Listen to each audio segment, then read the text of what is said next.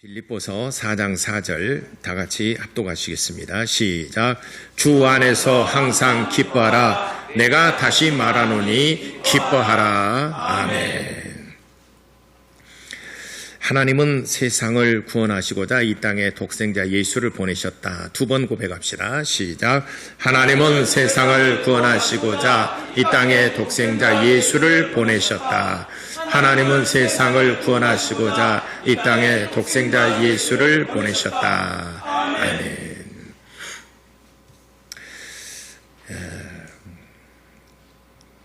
여러분들은 오늘 이 시대를 살아가면서 기쁜 날이 더 많습니까? 아니면은 짜증나는 일이 더 많습니까? 그 말도 짜증나네. 좀 기쁨이 많이 없는 세상인 것 같아요. 근데 그게 이 최근에만 그런 게 아니라 우리 인생 자체가 좀 그런 것 같아요. 우리 인생이 참 기쁠 날이 어디가 있겠는가. 그래서 학자들이 연구를 했어요. 인생의 행복 지수가 언제 가장 인간이 행복함을 느끼겠는가. 그래서 행복 지수를 통계 조사를 했어요. 그리고 맨 처음에 인구조사 사람들에게 인간이 행복 지수를 낸 게 독일에서 먼저 했어요. 독일 국민들을 대상으로 4만 명을 대상으로 해서 당신은 지금 행복하십니까? 그리고 언제가 가장 행복했습니까? 지금 당신은 고통스럽습니까? 여러 가지 문제들, 고통스러운 이유가 무엇입니까? 또 행복한 이유가 무엇인가?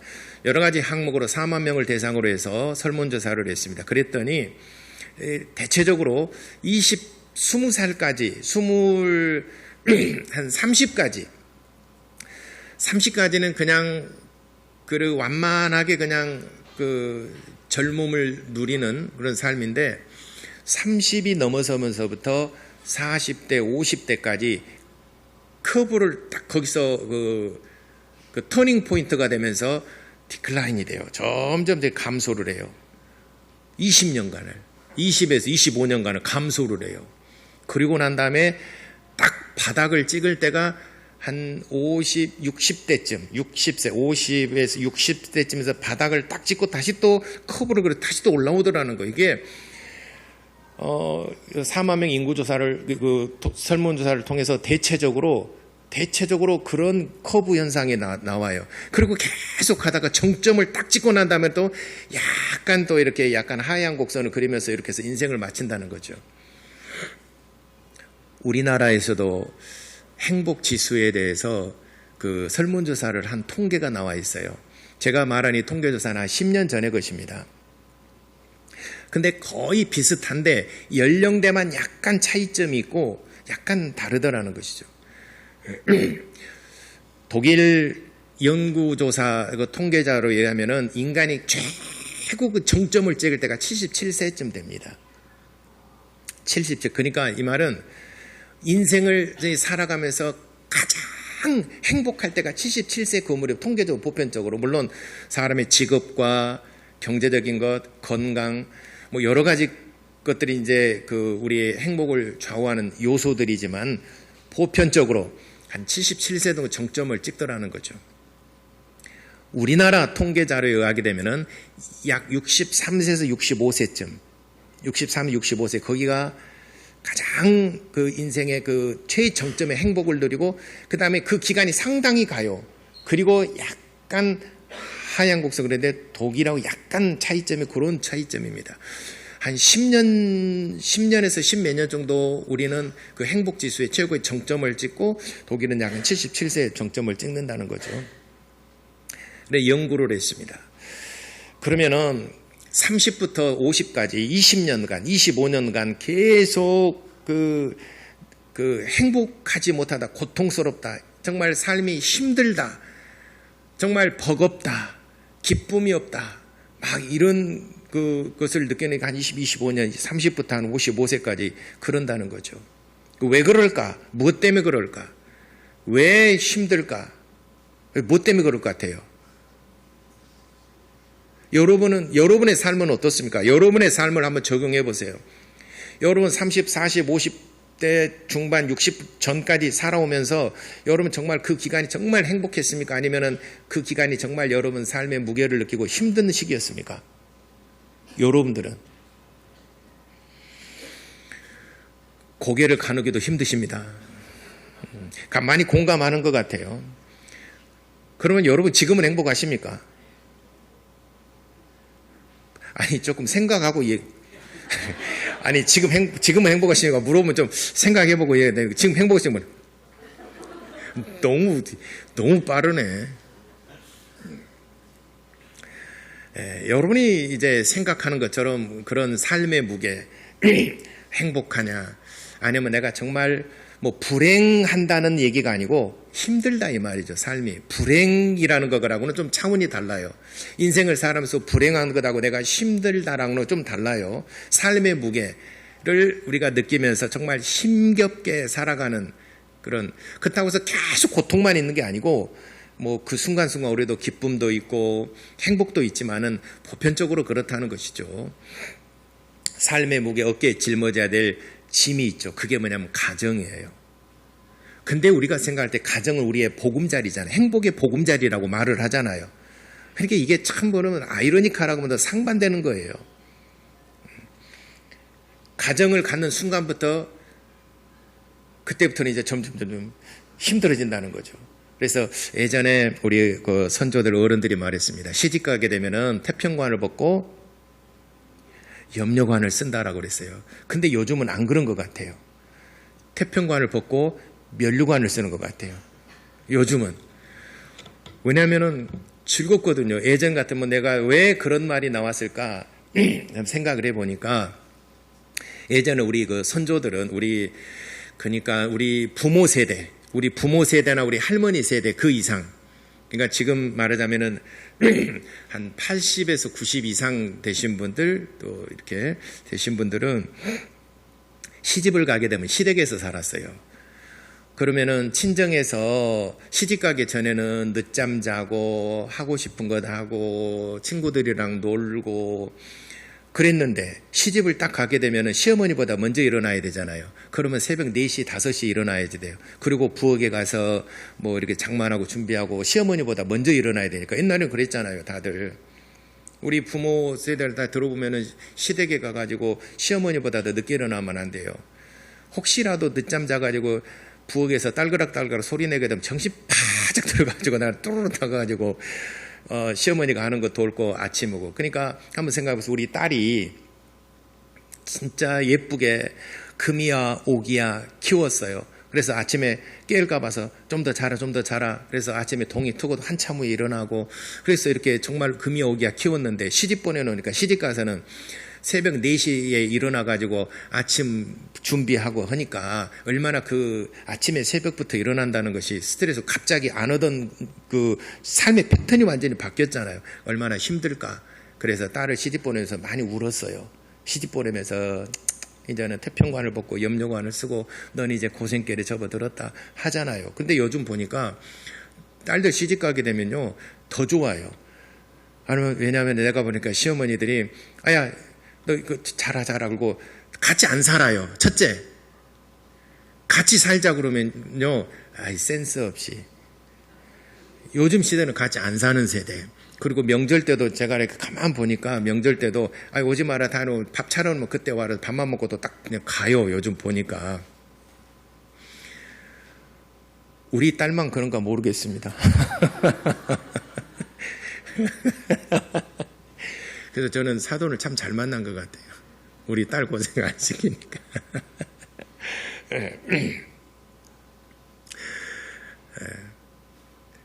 어쨌든 우리가 이게 살아가면서 정말 힘들 때도 있고 또 정말 인생의 기쁨을 누릴 때도 있고 그렇습니다.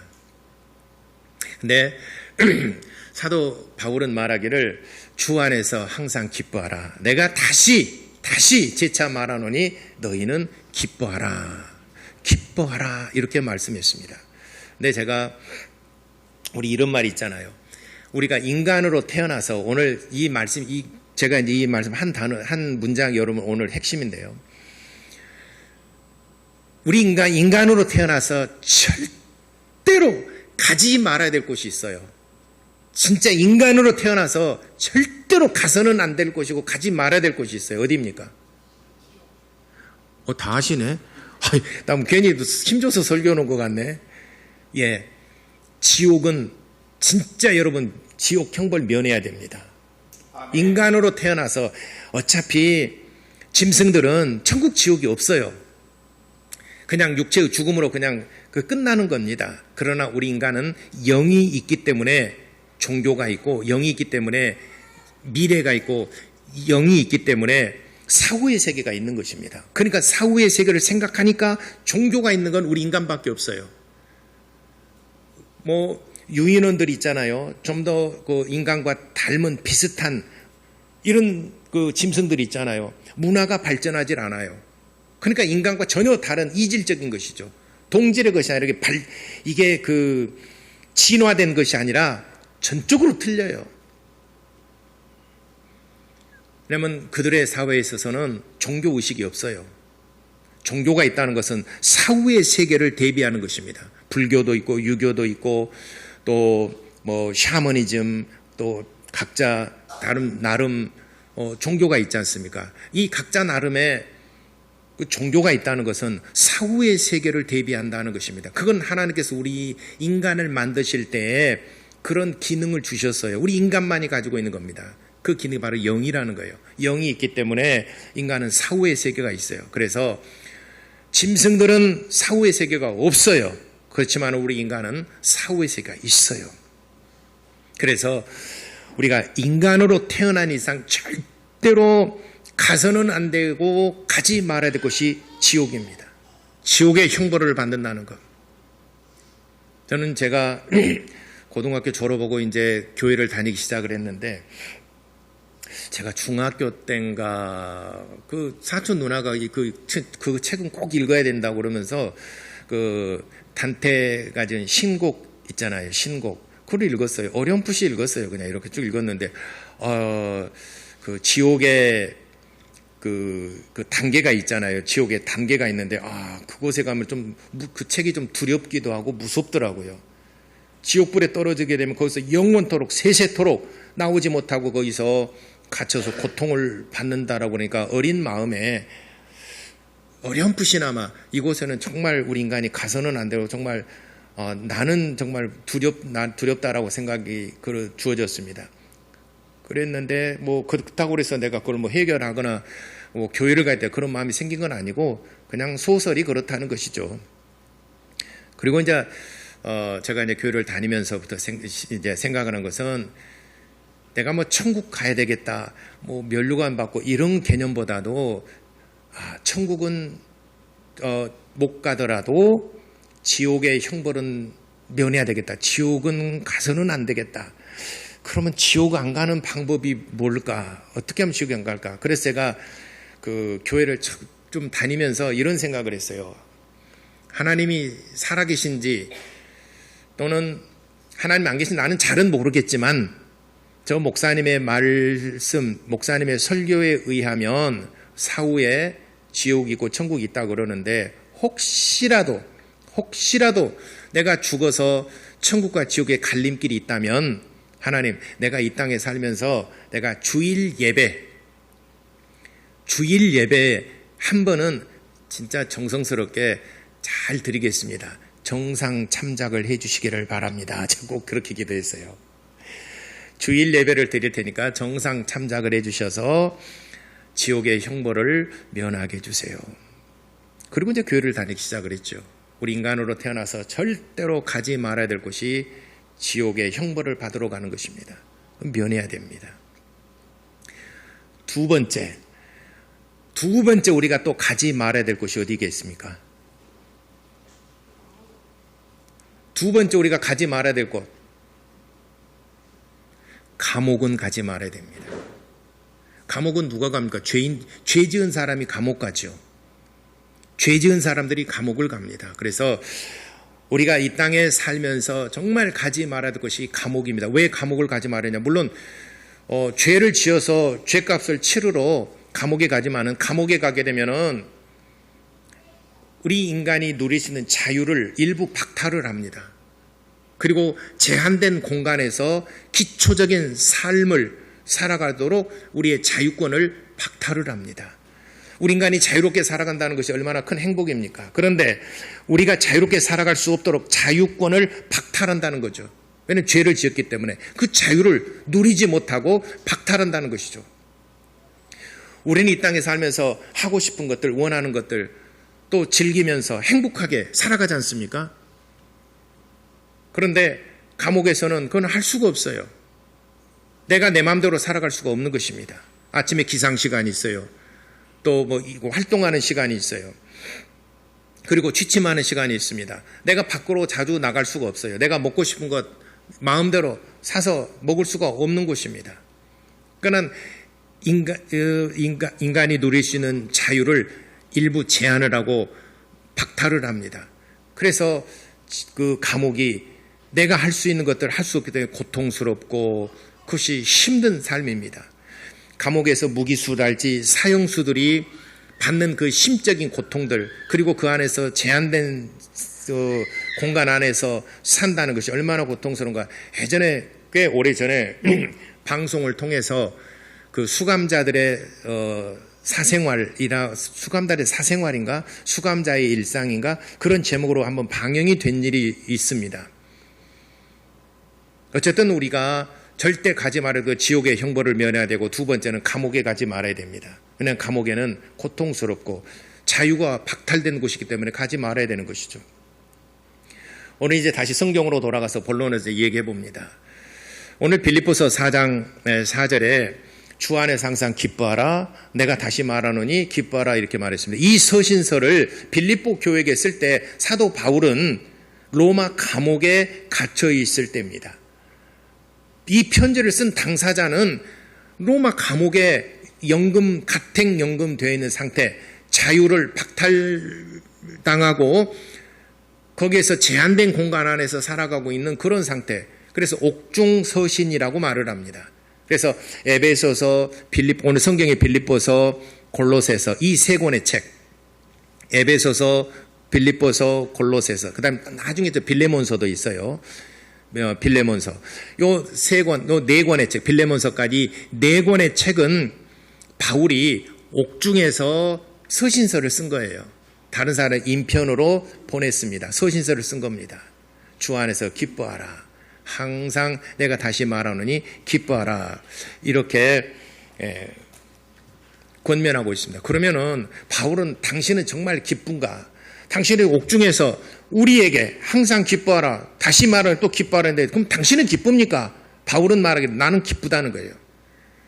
빌립보서, 특별히 오늘 빌립보서를 제가 본문으로 택한 이유는 빌립보서 1장, 2장, 3장, 4장까지 있는데 1장에서도 내가 주보의 아래쪽에 빌립보서 1장 18절에 내가 기뻐할 수 있는 이유에 대해서 설명하고 있는 거예요. 그러니까 이런 질문을 하잖아요. 당신이 옥중에서 우리에게 기뻐하라고 그랬는데 그럼 당신은 기쁜가? 당신은 정말 행복한가? 이거 물어보는 거예요. 그러니까 바울이 말하기를 빌립보서 1장, 2장, 3장, 4장을 걸쳐서 내가 행복하고 내가 기쁨을 잃지 않는 이유에 대해서 말하고 있어요. 1장, 2장, 3장 전부 다 그렇게 말하고 있어요. 근데 1장 18절을 보게 되면 1장에서는 전파되는 것은 그리스도 예수이시니 이로써 나는 기뻐하고 또한 기뻐하리라. 예수의 이름이 전파된 것을 인하여 나는 기뻐하고 또한 기뻐하노라. 예수 이름이 전파되는 것을 인하여 나는 기뻐하노라. 그 다음에 2장, 빌립보서 2장 17절에 만일 너의 믿음의 제물과 섬김에 내가 나를 전제로 드릴지라도 나는 기뻐하고, 전제로 드린다는 것은 그 하나님 앞에 드릴 그 제물 있잖아요. 제물 위에다가 포도주를 붓는 겁니다. 그게 전제예요. 포도주를 붓는 예식입니다. 그래서 나를 전제로, 그 바울이 말하기를 내가 내 자신이 하나님 앞에 제물로 드려진다 하더라도 나는 기뻐하고 너희 무리와 함께 기뻐하리라 고백합니다. 그 다음에 3장에도 7절, 8절 그러나 무엇이든지 내게 유익하던 것을 내가 그리스도를 다 해로 여길 뿐더러 또한 이 모든 것을 해로 여김은 그리스도 예수를 아는 것이 가장 고상하긴 함이라. 그래서 내가 기뻐한다니. 내가 예수를 알고 보니까 정말 이제는 내가 기쁨을 알겠더라는 거예요. 오늘 4장 본문에도 1절에 나의 기쁨이요 나의 면류관인 사랑하는 자들아 이와 같이 주 안에서 기뻐하라. 나의 사랑하는 여러분들은 나의 기쁨이요 또 여러분들은 나의 면류관인 사랑하는 자들아. 그래서 내가 기뻐하는 이유가 여러분들이 있기 때문에 내가 기뻐한다라고 하는 소망을 말하고 있는 것입니다. 요한복음 17장 21절에 예수께서 말씀하셨습니다. 내가 아버지 안에 있고 아버지께서 내 안에 계신 것처럼 너희들도 내 안에 거하고 나도 너희 안에 거하리라. 이렇게 예수께서 말씀하셨습니다. 다시 정리해 봅니다.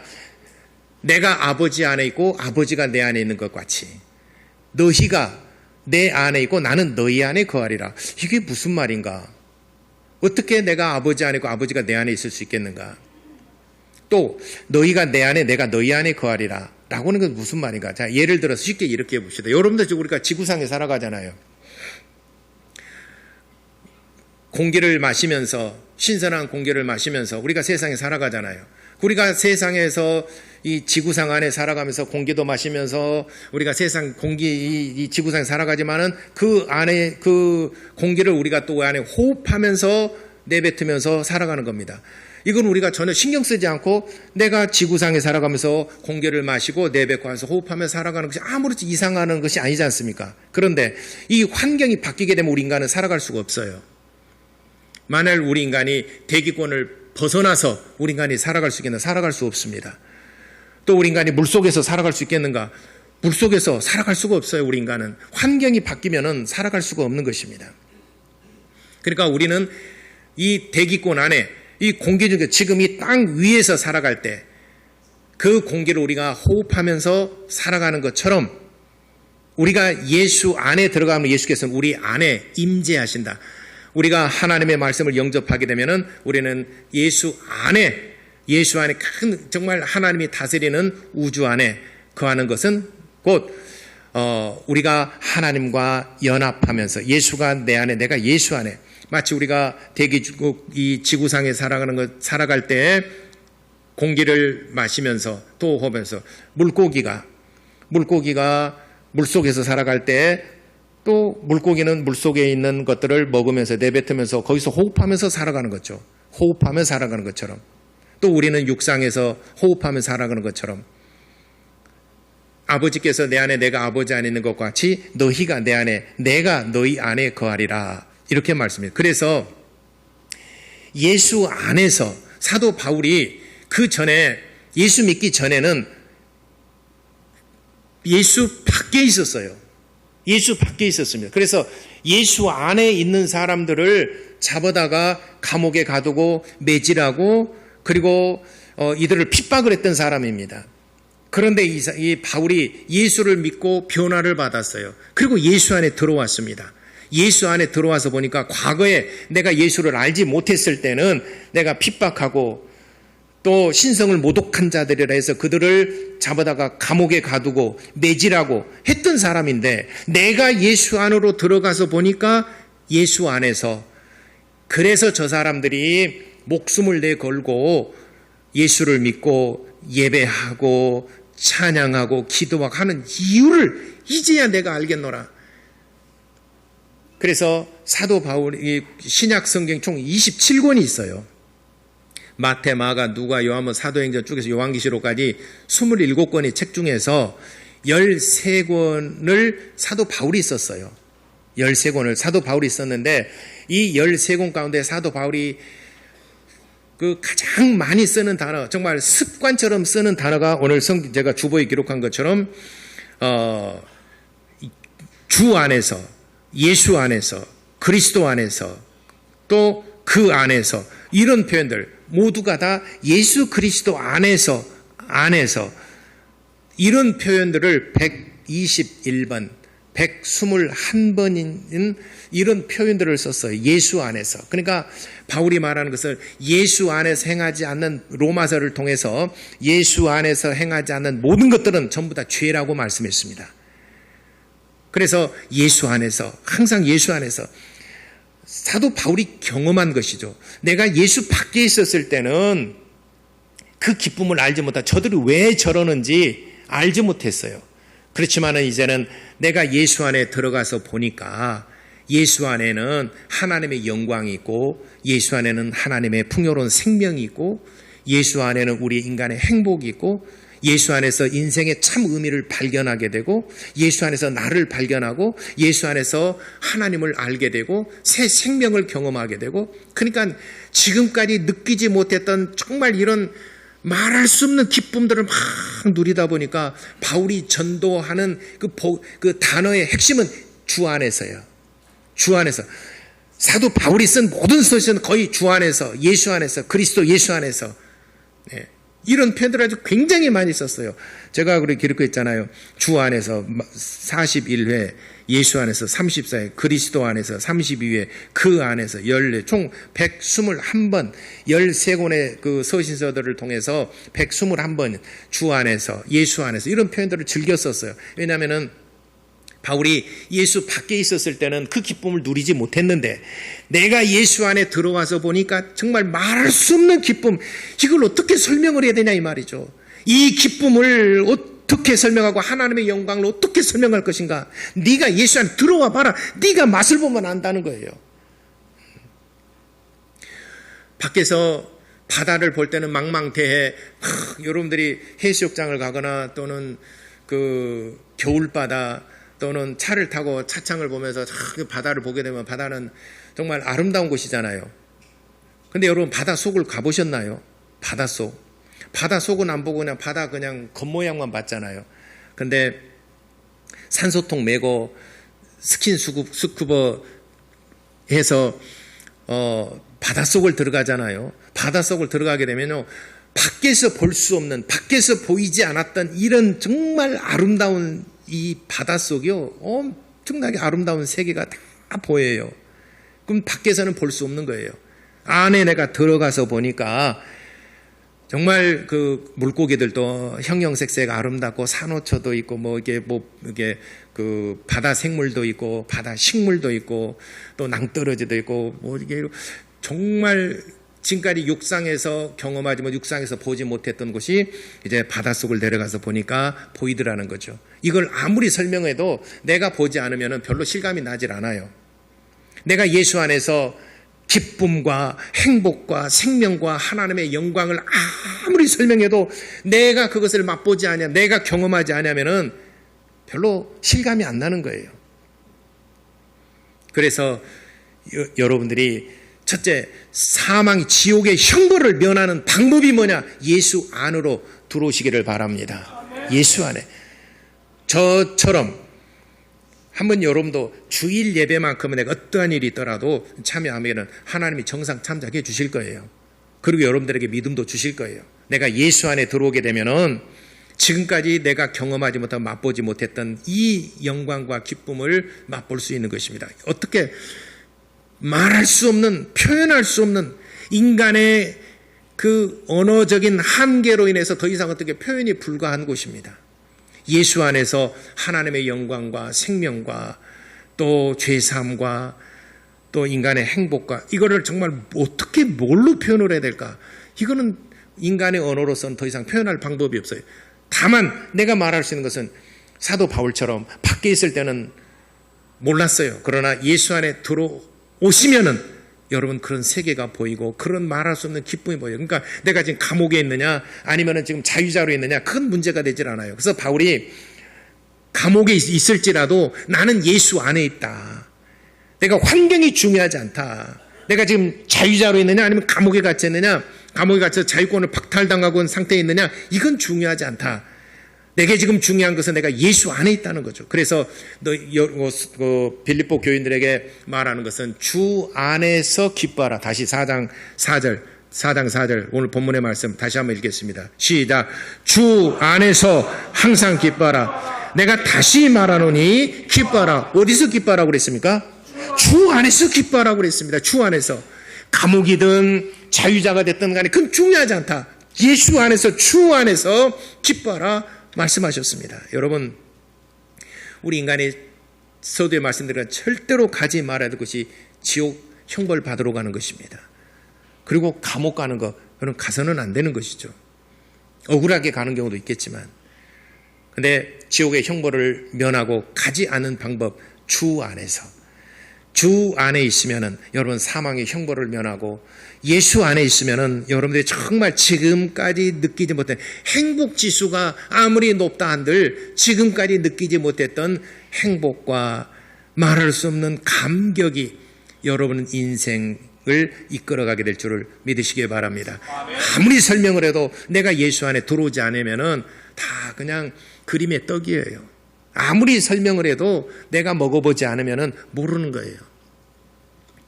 사랑하는 모든 성도 여러분들이 예수 안에서, 주 안에서, 그리스도 안에서 인생의 정말 행복 지수, 세상에서는 뭐가 행복하고 얘기하지만 정말 그것을 초월해서 기쁨을 누리는 것과 하나님의 생명과 하나님의 영광과 그가 살아계심과 또 내가 천국 들어갈 때 그 영광스러움을 여러분들이 경험하고 여러분 삶 속에 이루어지게 되기를 예수 이름으로 축원합니다. 기도하겠습니다. 다 같이 기도하겠습니다. 옥중서신이지만은 특히 빌립보서는 기쁨의 서신이에요. 어떻게 옥중에서도 기쁨의 서신을 전할 수 있을까? 주 안에서. 주 안에 머무르게 하시고 나로 하여금 주 안으로 나를 인도하여 주옵소서. 여러분 아직 예수를 영접하지 못한 사람들은 예수 안으로, 주 안으로 나를 이끌어 주시기를 원합니다. 그리고 주 안에서 여러분 정말 기쁨과 하나님의 영광을 보게 하여 주옵소서. 우리 다 같이 기도하시겠습니다.